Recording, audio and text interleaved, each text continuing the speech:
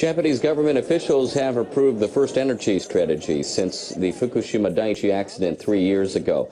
The new basic energy plan designates nuclear power generation as an important baseload energy source. As we face the reality that the degree of our dependence on imported fossil fuels is greater than during the first oil crisis in the 1970s, I cannot easily say we can halt nuclear power generation. The newly approved plan defines nuclear energy as a vital source for providing power around the clock. It calls for the reopening of nuclear power plants if the government gets the thumbs up from regulators. But the plan also notes that the country should reduce its reliance on nuclear power through energy saving as well as the use of renewable energy and thermal power generation. It says the nation will aim to produce more renewable energy than it previously targeted. Government officials had pledged that they would make renewable sources account for 20% of the country's total power supply by 2030. The energy strategy also supports the recycling of spent nuclear fuel. The Abe administration's junior coalition partner has been urging the dismantling of a fast breeder reactor called Monju, but the plan maintains that it's aimed at obtaining research results. It adds that the reactor serves as an international research base for reducing the volume and the toxicity of nuclear waste. Nuclear regulators are investigating newly uncovered cases of missed inspections at the Monju reactor. The plant's operation has repeatedly been suspended because of a sodium coolant leak and other problems. The Nuclear Regulation Authority prohibited the restart of the reactor last May after discovering that workers failed to conduct 14,000 safety checks. The Japan Atomic Energy Agency operates the plant. Last September, it announced that it had completed all inspections, but the regulators say they found other problems. They say workers overlooked at least 9 items on a safety checklist, including a temperature gauge and a switch for a backup cooling pump. The Monju reactor first reached criticality in 1994, but its operation was suspended the following year. It's remained offline for more than 14 years. And a massive research project involving floating wind farms designed to save space and maximize power generation. Specifically, the project aims to prove the feasibility of wind turbines installed on floating platforms in deep ocean areas surrounding Japan. The research covers everything from designing floats suited to the local weather and environmental conditions to things like designing power transmission systems. In November of 2013, they installed a test platform with blades that were about 40 meters long and a 2-megawatt power generation capacity. And work is now underway to complete 2 much larger 7-megawatt capacity systems with 80-meter blades by 2015. Well, installing large-scale wind farms in the ocean is just about the only option here in Japan because of the limited space. And these should be a great way to help Fukushima continue to rebuild. This booth features a number of projects involving both businesses and government from Shizuoka Prefecture. This setup, equipped with a rather unusual-looking propeller, is actually a hydroelectric generator intended for small-scale power generation, which was developed by a group of local companies involved in the metal production industry. Here we see the system undergoing testing back in Shizuoka.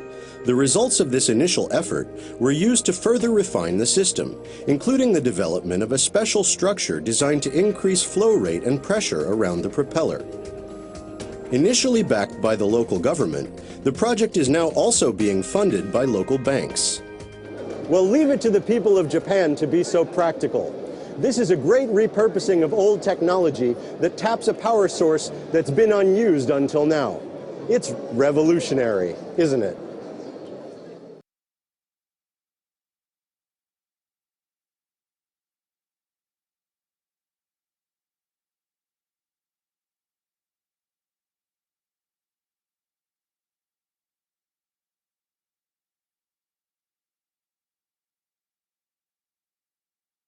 People from a town evacuated after the Fukushima nuclear accident are back to enjoy a seasonal spectacle. About 500 cherry trees line a main street in Tomioka. The blossoms used to attract many visitors before residents were ordered to evacuate. The town is still designated as a no-entry zone.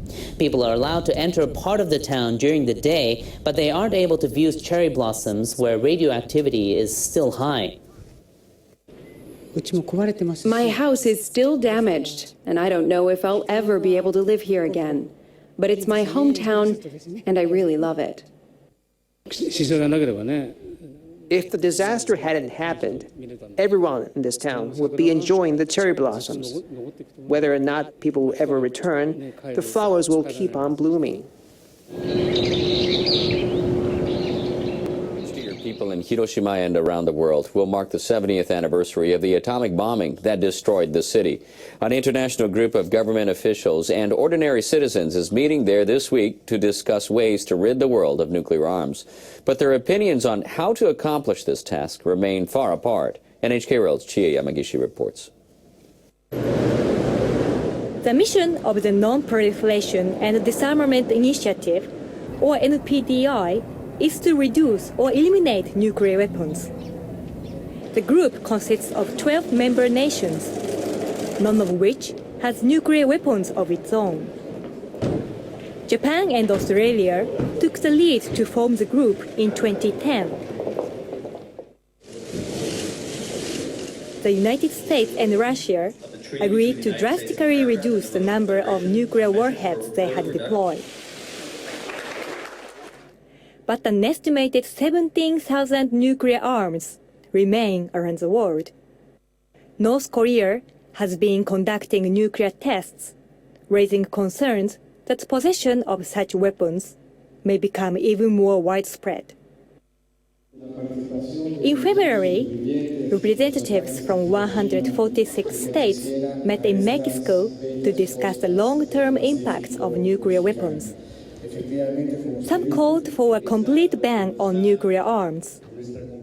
They said their very existence is contrary to human dignity.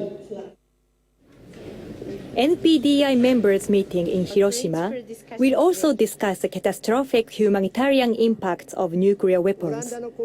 Some ministers and citizens, including an atomic bomb survivor, met on Friday.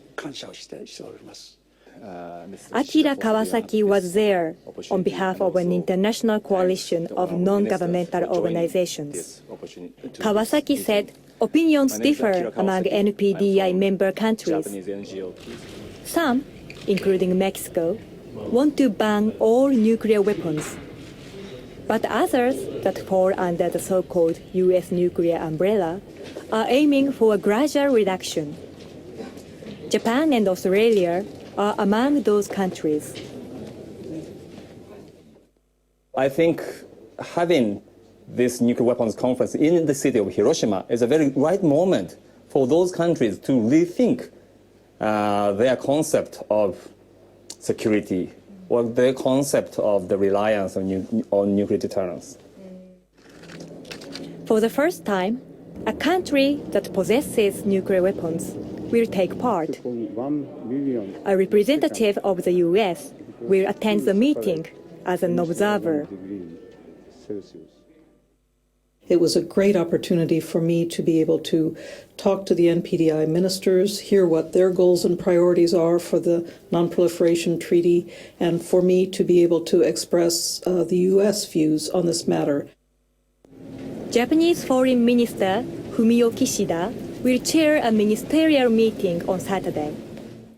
This is NPDI's first meeting in Japan, a country which has experienced atomic warfare. I'd like to use this opportunity to send a strong political message. It remains to be seen whether a meeting in a city with such a tragic history will help participants to reach their goal of a nuclear-free world. Cinemagoers in Japan will soon encounter a true story of reconciliation between once bitter enemies during World War II. The Thailand-Burma Railway was constructed by the Imperial Japanese Army using forced labor, including many prisoners of war. So many people died that some call it the Death Railway. One of those who survived is the subject of the film opening this month in Tokyo. NHK World's Miyuki Tokoi reports. It's the beginning of World War II. Eric, a British officer, is taken prisoner by the Japanese army and forced to work on building the Thailand-Burma Railway. You built this transmitter to tell the Chinese about our railway. He is tortured by Japanese soldiers on suspicion of being a spy. Among them is Takashi, an interpreter who cross-examines him relentlessly. After the war and back in England, Eric finds that his experience as a POW has left deep mental scars. His post-traumatic stress disorder leaves him plagued by visions of the interpreter who tormented him. With his wife Patricia's support, Eric resolved to meet Takashi again, after spending fruitless years trying to overcome his dark past. Even though there are some dark things in the film, the film is ultimately about life. It's about something very positive. It's about people coming together, which is, I think, very important. The movie, The Railway Man, is based on the memoirs of a real British prisoner of war. Eric Lomax was held captive by the Japanese army for 3.5 years. He worked on his memoir despite the torment of PTSD and continued difficulty relating to others. Then one day, Lomax happened to spot a photo of the interpreter in a newspaper.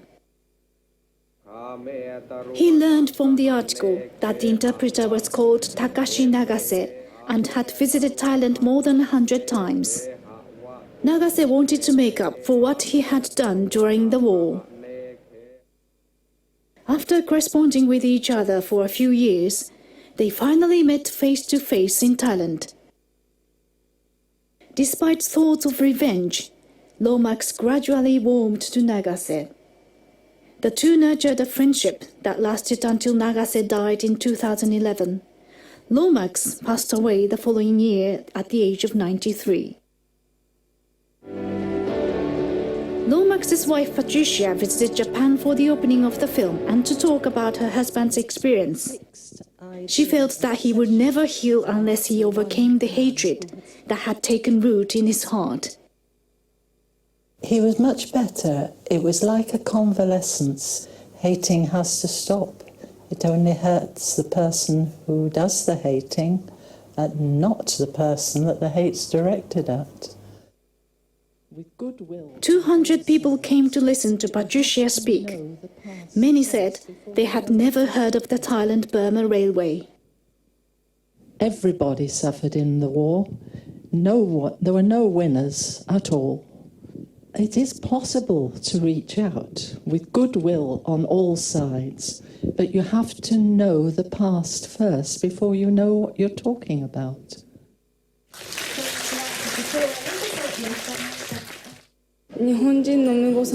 I learned about the cruelty of the Japanese and the cruelty of war, but I also felt the goodness of people from other countries who found it in themselves to forgive us. That no matter how hard life is at any point, it can get better with goodwill.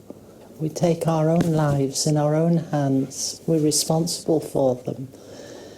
And it is possible to move on and live the full life that we should do. Patricia is motivated by the hope that by passing on the story of Nagase and her husband, she can help future generations avoid seeing history repeated. Miyuki Tokoi, NHK World.